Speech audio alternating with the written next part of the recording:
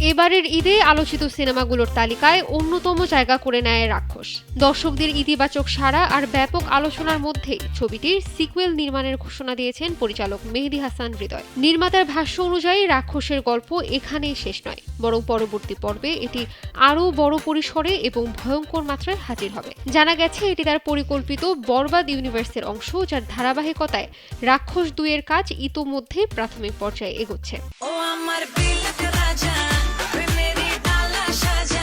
এদিকে একটি বিশেষ প্রদর্শনীতে ঢালিউড সুপারস্টার শাকিব খান নির্মাতা হৃদয়কে বাণিজ্যিক ধারার অন্যতম প্রতিভাবান নির্মাতা হিসেবে প্রশংসা করায় নতুন করে আলোচনায় আসে সম্ভাব্য এই জুটি। যদিও এই বিষয়ে সরাসরি কিছু বলেননি হৃদয়, তবে ইঙ্গিত দিয়েছেন চমকপ্রদ কিছু আসতে পারে সামনে।